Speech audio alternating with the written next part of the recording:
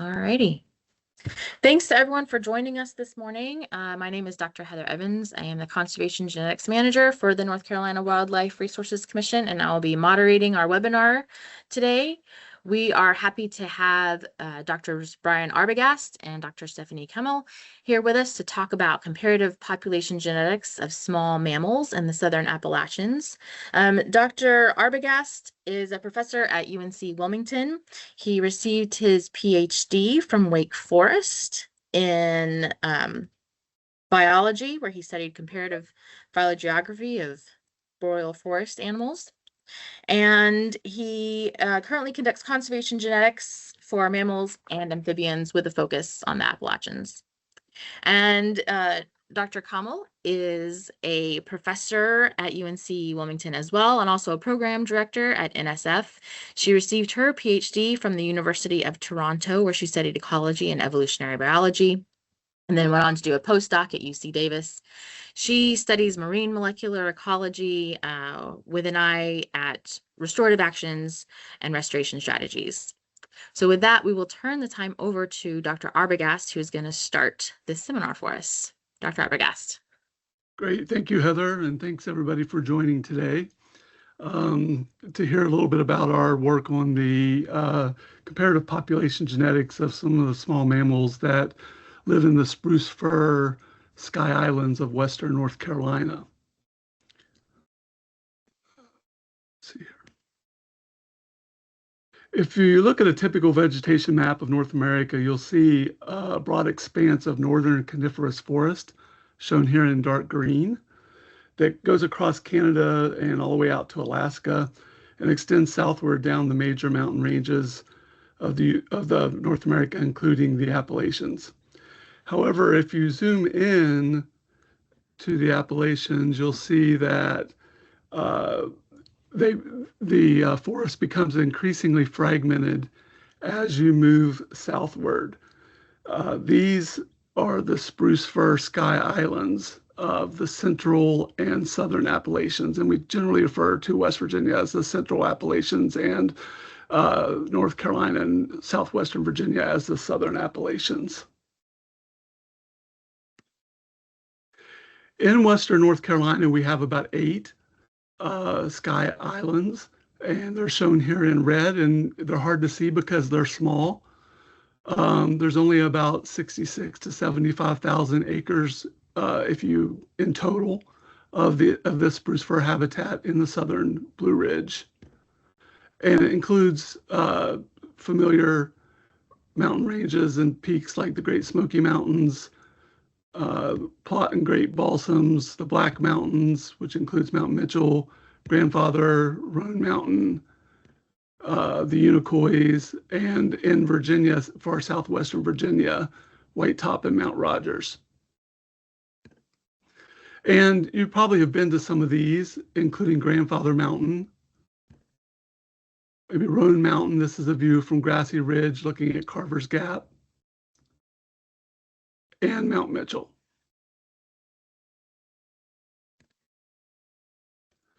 This shows sort of an idealized schematic of a southern Appalachian Sky Island, showing the spruce fir zone at the top of the mountains.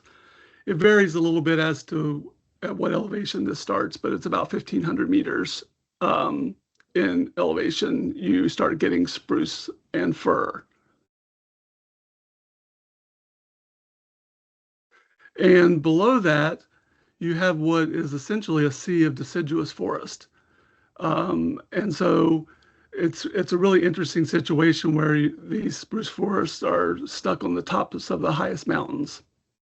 Now, the transition between spruce fir and deciduous is not quite as clean as it's shown in this diagram. You have an area of mixed forest known as the ecotone. And it can contain species that are more typical of the spruce fir zone and the deciduous forest zone mixed together. Now, the huge range of spruce fir forest that goes across North America, and if we zoom in, and the Sky Islands of spruce fir in the central and southern Appalachians are a relatively recent phenomenon. If we go back to about 15 to 20,000 years ago in the late Pleistocene, we would see that most of northern North America was covered by huge ice sheets, and the spruce fir would have been telescoped or pushed southward, and it would have been concentrated into what we call a Pleistocene refugium in the south central part of the US. Importantly, all of the genetic variation in this ecosystem would have been concentrated in this refugium as well.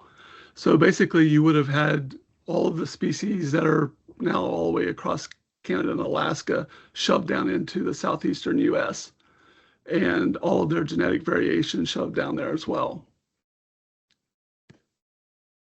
So as the glaciers retreated, boreal coniferous forests shifted upward in elevation in the Appalachians toward the mountain peaks, and importantly, rapidly expanded northward in a stepping stone fashion.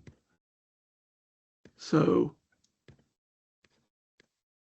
it would have expanded out like this as the glaciers retreated when it got warmer. And as the populations moved northward and northwestward, they only took a subset of their genetic variation or their alleles with them. It was more or less a series of founder events. And so that led to the situation that we have today, where we only have spruce fir in the southeast on the highest mountains. And these spruce fir sky islands of the Appalachians are therefore considered to be Pleistocene relics. And they're quite small, as I've mentioned, but they're really important because they likely carry most of the genetic diversity in the entire species for many taxa, because so much had been lost at the front edge as these species expanded northward. So in this study, we used molecular markers to look at the genetic diversity and structure of several different species typical of the spruce fir sky islands in the southern Appalachians. We used the mitochondrial DNA control region, sequence data from it, which is a maternally inherited marker from the mitochondrial genome. And we used microsatellite markers, which are biparentally inherited and mostly survey the nuclear genome. And in terms of samples, we had close to 700 samples, I believe, and they came some from preserved tissues from museums and agencies, but a lot of it was from field work that we did between 2023 and 2025. The species that we studied were the Carolina northern flying squirrel, which is federally endangered in North Carolina, that subspecies is. And if you look at a map, the northern flying squirrel is basically all across northern North America, but in the Appalachians, we have two subspecies. In the central Appalachians of West Virginia, we have GS fuscus, and then in Western North Carolina, we have GS coloratus, which is federally endangered. And then we have this little population that's kind of enigmatic in southwestern Virginia at White Top and Mount Rogers that is considered to be part of coloratus for management considerations, but we really don't know much about it. There's really no specimens in museums for it, and we were able to look at some samples from blood samples for this study to try to figure out what was going on with it. Another species that we looked at was the woodland jumping mouse, and this is a very beautiful mouse that has bright orange sides and a white belly and a brown sort of dorsal racing stripe. Has really big feet, as you can see here, and what you can't see is that it has a really long tail as well, and they're really good hoppers. And this was the thesis work of Claire Watersmith. at UNCW. And then another master's student, Alex DeLuca, studied the southern red-backed vole, Clephrionomes scaperi, sometimes called Myodes scaperi. And they are actually really cute too when you see them up close. And I think this one kind of looks like a little otter. We also studied the American red squirrel. And whereas for the other species, we used Sherman traps, if you're familiar with those, they're small aluminum box traps that we put on the ground. For the red squirrels, we used tomahawk traps mounted to the trees. And this is also how we trap for northern flying squirrels as well. Okay, so most of the species that I've shown so far are distributed throughout these green areas. So they're in most of the Sky Islands in the central and southern Appalachians. But one of the species has a much more restricted distribution, and this is the rock vole. It's Microtus crotorinus. It's a species of special concern in North Carolina because it has a very small range in the state. And it's also sometimes called the yellow-nosed vole because it has a yellow nose. If you look at this map, it shows that the range of the species that's confirmed is basically along the highest ridges in the Great Smoky Mountains National Park, in the plot balsams, and probably in the great balsams as well. Now, when we started this study, there were records of this species north of the French Broad River as well. But it turns out that one of those, there were only a couple, and one of those was a misidentification, and one of them was just a visual sighting. And so we did a lot of trapping up in these other areas, and we did not get any. The only place we caught any was in the Great Smoky Mountains National Park. And so we think that there's not really any strong evidence that this species occurs north of the French Broad River in North Carolina. So let's see here.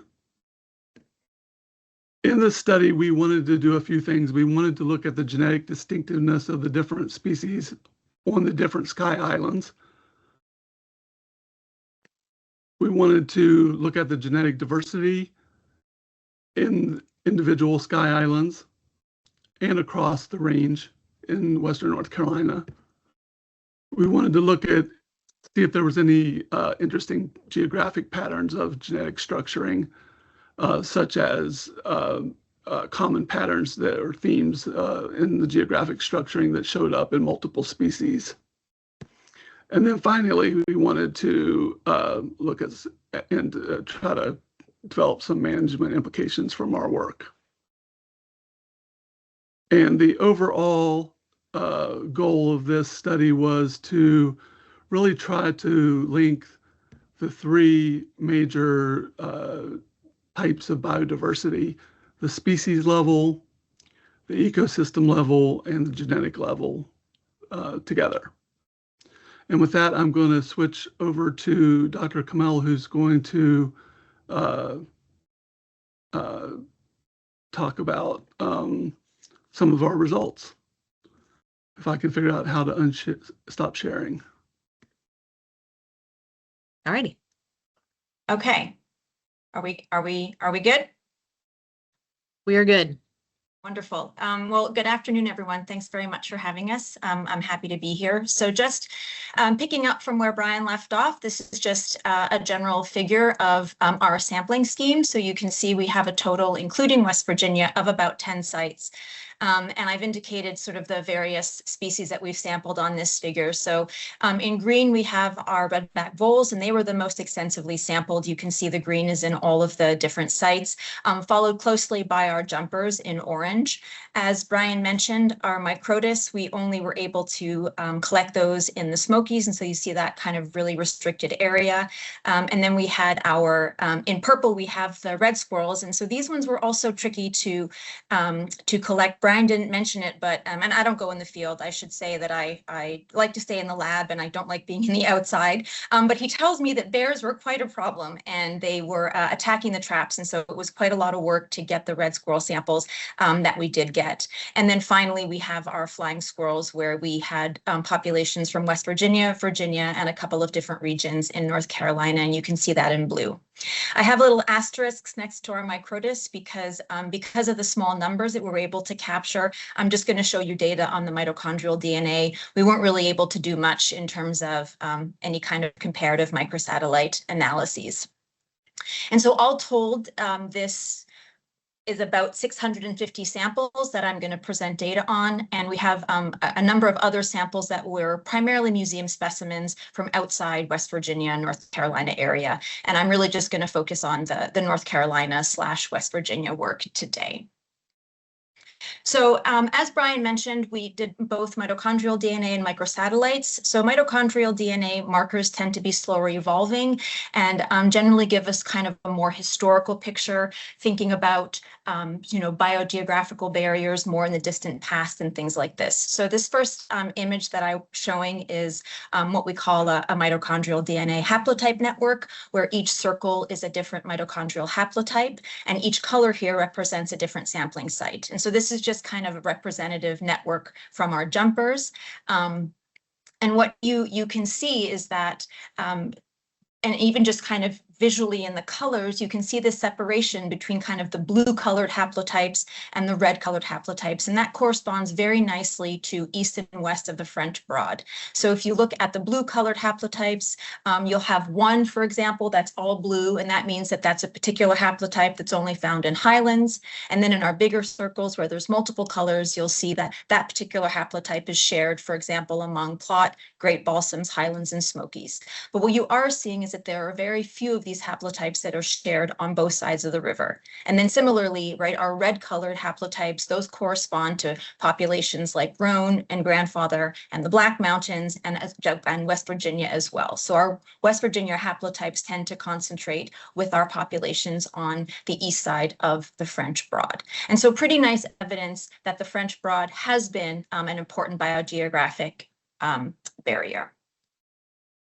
And so this is just another visualization of a haplotype network, sort of looking at different things. And so one of the interesting pieces of the jumper haplotype network was that different haplotypes were shared among different populations. So that big circle that I showed you had different colors in it. It means that that particular haplotype is shared across multiple populations. That is not the pattern that we see when we're looking at our red squirrels. So for example, the blue dots are haplotypes that are represented and only found in West Virginia. And then similarly, the red dots are haplotypes that are only found in North Carolina. So for our flying squirrel populations, right, where we are talking about different subspecies, so this makes sense, we're not finding any shared haplotypes between West Virginia and North Carolina. So that indicates a pretty significant genetic differentiation, at least at the mitochondrial level. And interestingly enough, West Virginia, or Virginia's haplotypes, those are the ones in yellow, are actually shared. And so Virginia has haplotypes that are found both in West Virginia and in North Carolina.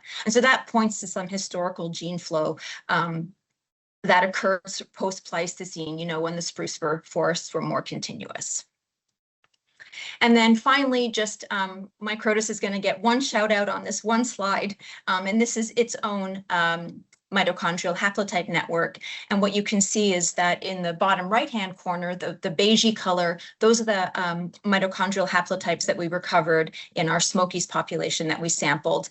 And you can see that between those beige colored circles and that blue colored circle, which is a West Virginia haplotype that we amplified, there are a number of changes. And so along that straight line, all of those like little dots represent a change to that haplotype sequence. And so while the sample size is pretty small on this haplotype network, it is interesting that there seem to be more differences between North Carolina and West Virginia than they are, say, between West Virginia and Virginia, or New York, or even Newfoundland. So I think this presents some potentially interesting evidence for some speciation, cryptic speciation potentially occurring in North Carolina, and definitely something to think about for future work. So moving on to the microsatellite analyses, these are more rapidly evolving genetic markers, and they tend to capture more contemporary processes. And so, as Brian mentioned, one of the things that we wanted to ask was, what do the populations look like in terms of their genetic properties, for example? And so one measure of genetic diversity that we looked at was something called allelic richness, which is just the number of alleles standardized by the smallest population size. So not surprisingly, our sampling varied across our sites. And so in order to compare allelic richness across our different populations, which I've indicated on our x-axis here, we wanted to standardize these values to the smallest sample size per species. And so the reason that the red squirrel values are so low is that our smallest sample size in the red squirrels was 3. So this value is standardized down to 3, and that's why it's much lower. It's not necessarily that their allelic richness is much lower, it's just that it was standardized down to a smaller sample size. But the main question that we wanted to ask here was, could we, across all populations, detect important differences in genetic diversity? Like, was there a site that was very genetically depauperate and might be of special concern? Was there a potential hotspot of really high allelic diversity, for example? And so when you look across all of the populations, across all of these species, you don't really see that. Allelic richness was actually quite stable, if you will, across all of our populations. So we didn't detect any sort of dramatic differences in genetic diversity across sites. So another thing we wanted to look at was FIS, which is the inbreeding coefficient. So are we able to detect the potential for inbreeding across or mating among relatives across our species and across our populations? And so you have the FIS values on the y-axis. The 0 is, no inbreeding. And then you have above 0 is potential for positive FIS values and inbreeding coefficients. And so a couple of things to note: the purple and the blue, or the maroon and the blue, those are our squirrel values. And you can see that the confidence intervals, they include 0. So none of those values are significant. When you look at the green, which are our redback voles, all of those inbreeding values are significant. And then when you look at the orange, which are the jumpers, a number of those values are significant. So what we're seeing now is, okay, well, there's pretty high allelic richness, no big, pretty good genetic diversity across all of our populations. And yet we're now in this particular analysis detecting a potential signal of inbreeding. And so we were a little puzzled by that. And I'm just going to put a pin in that right now and come back to it later. But I just want you to remember that we did detect significant inbreeding coefficients across our jumpers and our redback foals. Another thing we wanted to look at was kinship. So while inbreeding can potentially tell you something about mating between relatives, what kinship actually calculates are the specific relatedness values between individuals.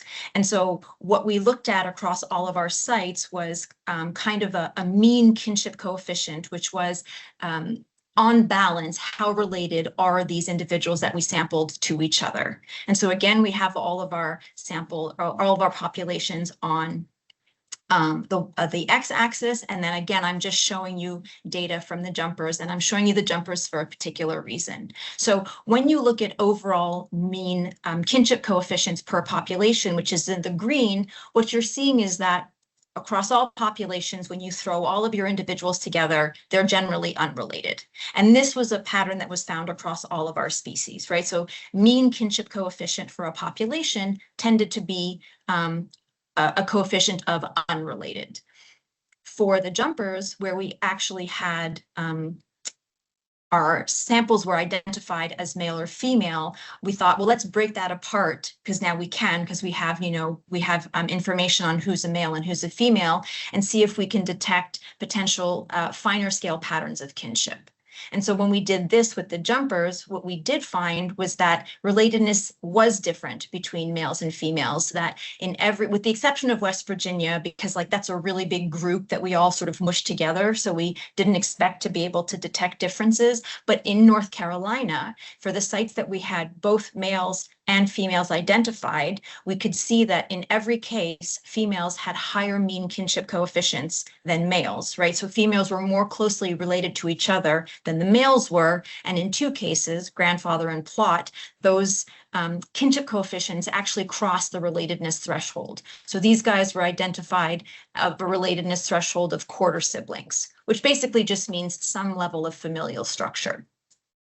And so I thought this was interesting because it points to potentially having some kind of female phylopatry, or where females tend to have smaller home ranges or stick together, and the majority of the dispersal is conducted by the males.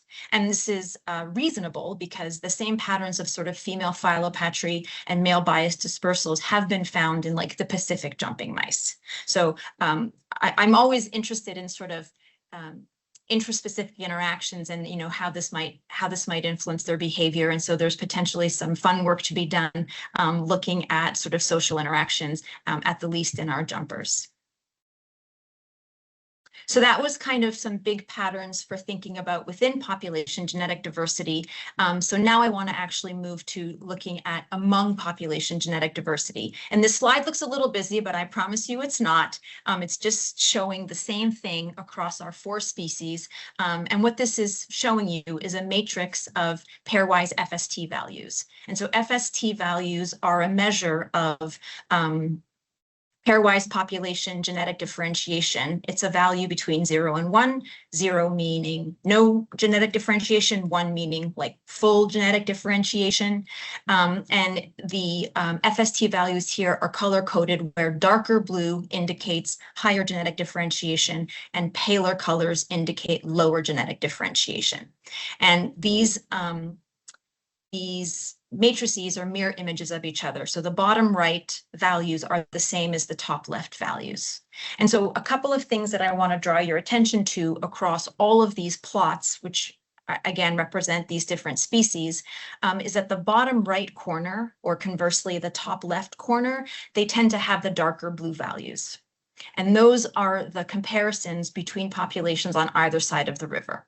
So not surprisingly, like the plot balsams and the great balsams are more significantly differentiated from like grandfather and roan across all of our species. Again, pointing to this French broad as an important barrier for differentiation. And then similarly, when you look at the top right-hand corner or the bottom left-hand corner, those are comparisons that are occurring within groups on the same side of the river. And you can see that those colors are paler, right? So the populations that are either to the west or the east of the French Broad tend to be more closely related to each other.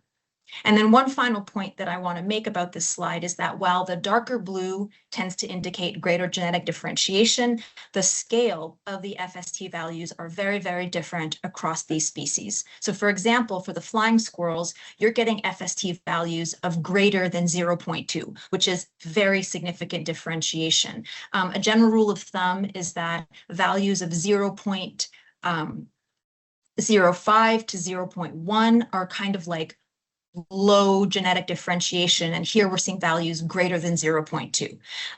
Interestingly, when you look at the Virginia comparison, if you look at Virginia on the y-axis and you compare it along the x to those values for North Carolina, Virginia is very significantly differentiated from the North Carolina flying squirrel populations, which really is another, or is a pretty significant pointing, if you will, to its genetic distinctiveness. On the other hand, when you look at the FST values of the jumpers and the redback foals, the highest values you get there are like 0.04, 0.06. And so while there is genetic differentiation that's detected, it's very, very slight, right? So pretty high levels, well, there's just pretty limited genetic differentiation among all of our populations of jumpers and red voles, even when you're looking at populations across the river. And then this is just another way to visualize that, right? This is just comparing those FST values between the species across all of the different sites. And all I want you to note is, for example, if you look at the bottom panel, you're seeing the comparisons between the red squirrels and the jumpers, and then the red squirrels and the redback voles.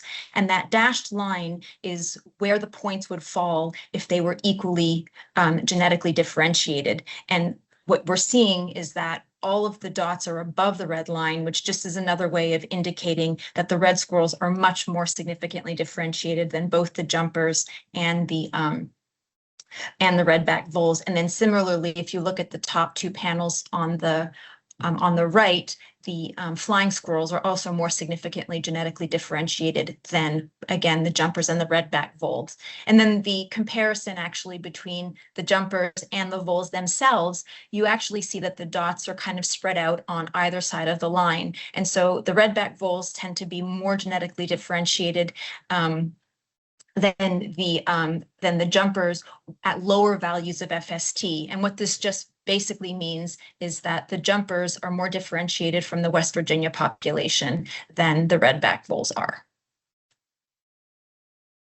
Another thing we wanted to look at, which is pretty standard, is if we were able to detect any evidence of isolation by distance. And so we asked, are populations that are geographically similar, genetically similar? And the answer is no, the line is pretty flat and the p-values are not significant. And so we aren't necessarily able to say that populations that are more geographically proximate are also genetically similar. So again, this just kind of continues to show the picture that overall genetic differentiation among our Sky Island sites is pretty low, with the exception, of course, of our flying squirrel. And then finally, as is the case, right, once we've looked at whether populations are different, we now actually want to think about how this genetic differentiation and population clustering might map on to our spatial sites. And so this is a very classic structure plot where each individual is assigned to a particular genetic cluster, and then those genetic clusters are mapped on to our population sites to see how strong the genetic variation is clustered in space. And so again, if you want to, we can start with the easy one. We can start with our flying squirrels. You can see that there's very clean genetic structuring among our flying squirrel populations. We have West Virginia neatly falling out. And then we have, again, another way of showing that Virginia is very genetically distinct. Virginia falls out completely as well. And then within our North Carolina populations, you see that grandfather and black are very different from that cluster of the plot and great balsams. Our red squirrels, the same thing. We have roan, grandfather, and black mountains. So those on the one side of the French Broad falling out. We have our Smokies cluster falling out. And then we have this third Highlands cluster. Now, it's interesting because this Highlands cluster does tend to fall out across all species where we've been sampling it. So even though Highlands is on the same side of the French Broad as the Smokies and the balsams and so forth, it tends to actually be genetically distinct from those other populations. Not potentially terribly surprising. It's not a sky island, it's this plateau. It has a very different topography, and it also is separated by other physical features that we can definitely see in the population structuring. Because if you look at the top where the jumpers and the redback voles are, you can see again, West Virginia in both species falls out as a distinct cluster. And then when you look at roan, grandfather, and black, you can see that they are part of a distinct genetic cluster. And then you have your Smokies, plot balsams, in both cases that cluster together. And then in both cases, again, that Highlands population is kind of pulling out as genetically distinct. For the redback voles, I will say we were also able to sample at Pigeon, and that one clustered out as well. Pigeon does seem to be separated from other areas by other rivers, highlighting the importance of these riverine barriers to gene flow. And then I just wanted to show the DAPC because this is just another way of visualizing genetic structure.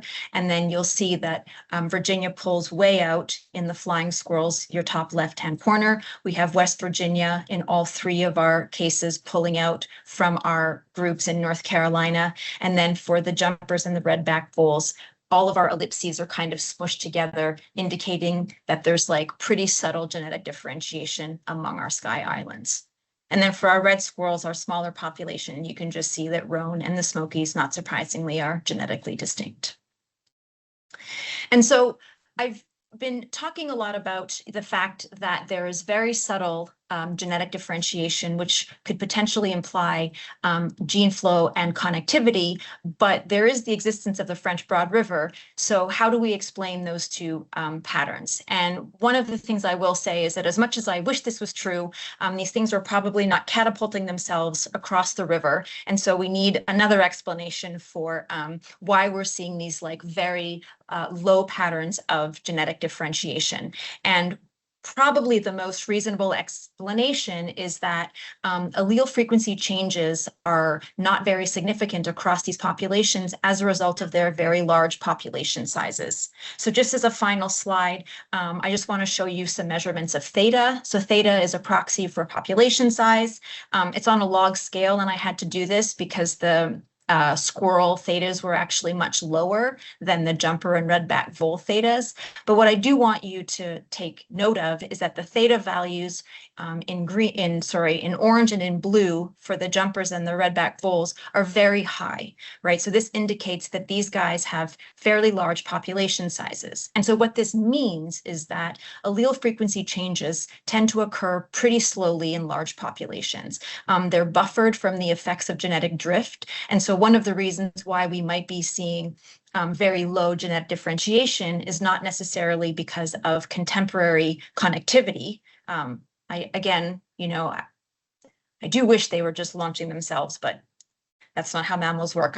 I've been told that the connectivity is likely due to the fact that allele changes are occurring very slowly as a result of their large population sizes. So on that note, I am going to bring it back to Brian to add a couple of final thoughts to this.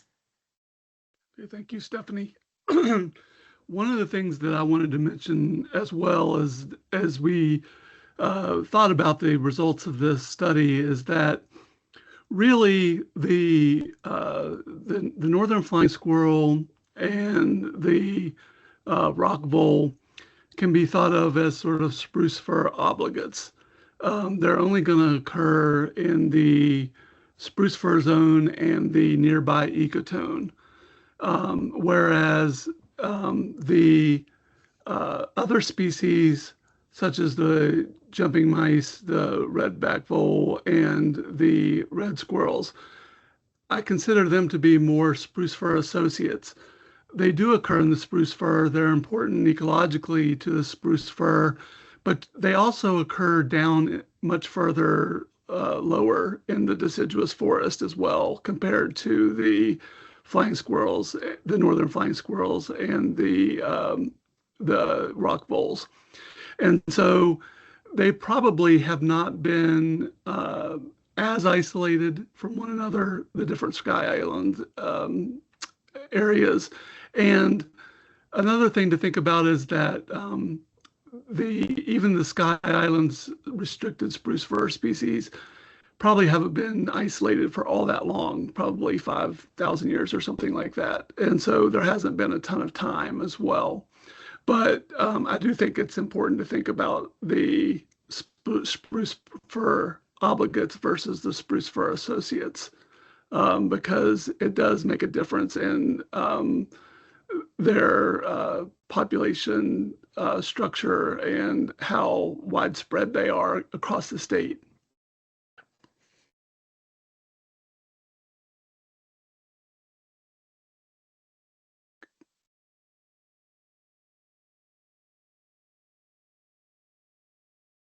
Thanks. So what are some of the management implications of this work? The southwestern Virginia populations of the northern flying squirrel were surprisingly distinct. That really surprised us, and it's still enigmatic to a certain degree because we haven't been able to look at a series of museum specimens of them to see what's going on.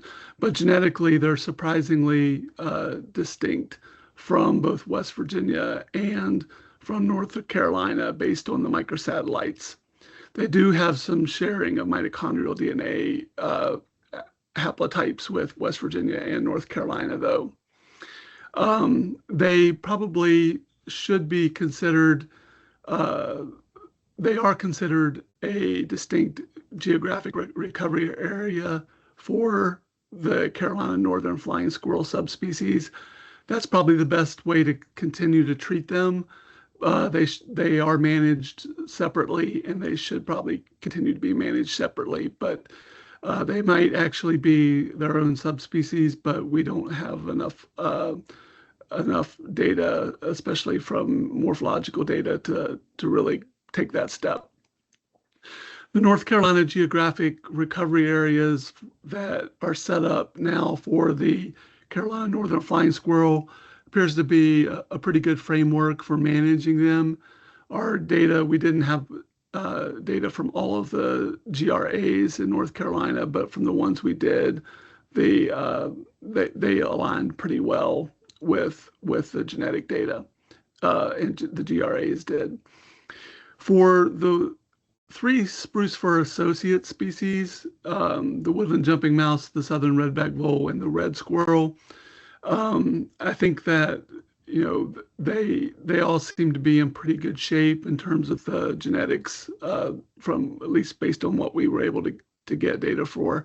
And even though the red squirrel sample sizes were small, we did see them in a lot of areas. We just weren't able to necessarily trap them in a lot of areas because we had, as Stephanie mentioned, we had a lot of black bear interference with our traps. So we would be in areas where we could see and hear lots of red squirrels, but we couldn't trap them because the bears would rip down our traps.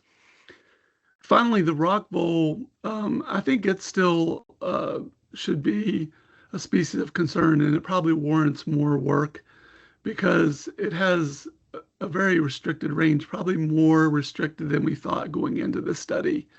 And that's a concern. If they're only in a few spots in the Great Smoky Mountains and nearby, and in the other places outside of the Great Smoky Mountains National Park, they appeared to be very rare, then their presence in North Carolina is very restricted. And so that's probably going to take some more field work to just try to get more samples and also to verify that they don't occur in some of these areas. It's tough with a rare species though, right? Because just because you don't catch them doesn't mean they aren't there. So it's hard to rule it out, but it's something that needs to be looked into.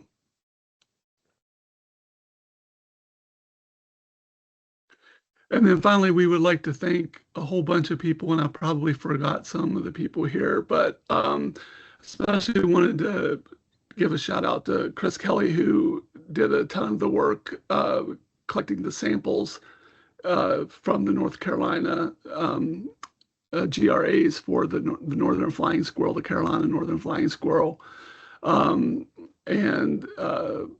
Kendrick Weeks, who helped us a lot set up this project, and Heather for inviting us today. Also, the people from the West Virginia DNR who provided a lot of samples that helped us out in this study a lot. And then the many other people and agencies who contributed to this project, and it would absolutely not have been possible without them. So thank you, everyone, very much. All right, thank you to Brian and Stephanie. We appreciate you guys taking the time today to come and share the results of this project. I'm going to remind everyone to please drop any questions that you might have into the chat, and we'll get those questions to Brian and Stephanie. I have been thinking about this. This was a lot of data, you know, multiple species and genetic analyses for all of them. So if you had to pick something that you saw as like the most concerning thing that we should be aware of, what kind of rises to the top?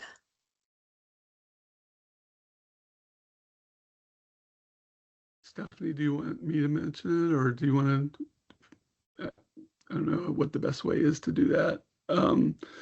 Probably, I would say probably the most concerning thing for me was the fact that the rock voles are not in places that they were mapped out to be before the study. Not only did we find that one of the specimens that was labeled as a rock vole was actually a red-backed vole, and that one of the other sites was based only on a visual sighting. We trapped in a lot of places where potentially they could have occurred, and we didn't get them. And again, the only place we got them were from some known sites in the very high areas of the Great Smoky Mountains National Park. And so I think that its presence in North Carolina is probably really restricted. And so what, I think you talked about this a little bit, but based on that, or maybe it's something else, what would you suggest kind of next steps in this kind of filling these knowledge gaps would be? Yeah, would take actually, I mean, we added quite a bit to it just by, the fact that we trapped in some of these areas and didn't get them. But I think maybe some really targeted trapping in what we think is decent rock vole habitat. They're kind of, you have to think of them as living on islands of rocky habitat within spruce fir islands. So they're really limited in their potential areas that they're likely to inhabit. And I think that maybe going back and targeting for them specifically, because we were trying to catch red-backed voles and jumping mice and rock voles all at the same time. Going back and just targeting them in particular would be worthwhile. It's going to be a lot of work, and I know that it's going to be a lot of negative data, because there's going to be a lot of times where you're going to try really hard and trap really hard and not get any because they aren't there. But from what I have heard from talking to a few people who have caught them is that they've trapped for weeks and only caught a couple or three. So they are in some of these places, but they appear to be really rare. So I think, yeah, narrowing it down, we're trying to balance trapping 5 different species when we go to a sky island. And I think that what we know now is that maybe we need to go back and specifically try to get some, try to target them in particular. The other thing I would say is that we didn't have samples from Great Smoky Mountains National Park for the flying squirrels, which is the biggest sky island. And again, all of those samples were provided to us by the Wildlife Resources Commission a while ago to do the genetics on. And the problem there is that there are so many black bears that it's almost impossible to use the trapping methods that we tried to use for the red squirrels on the flying squirrels. And so I think it would have to be using nest boxes, which are, basically like big bird boxes that the flying squirrels will use. And then you can go check them and pull out the flying squirrels and take samples from them. That's probably that would be useful to do within the Great Smoky Mountains National Park, so that we can get a fuller understanding of how much genetic diversity is in the park there. Great. You answered my next question, which was what to do about those bear traps. So thank you for that. I was also wondering, as you were talking about the difficulty in finding those voles, if you thought that this might be an instance where eDNA could be useful. Yes, I do. We didn't go into this project thinking about that, but it's something that we're thinking more about now. And also for some of the areas that possibly might contain Carolina northern flying squirrels, but they're kind of marginal. And they might occur there, but they might be kind of rare. eDNA for those species would be really good. And I would say that it might be a useful way to try to get some more samples from the red squirrels too, in areas that we know have really high black bear densities and are hard to trap. Okay, Great. Well, again, thank you both for agreeing to come and speak with us and recap this project that you've been working on. We appreciate your time. And everyone join us next month. We're going to have our own Colleen Offenbettel and Caitlin Brett presenting on spotted skunk. So we'll see you next month. Bye, everyone. Thank you, Heather. Thank you all.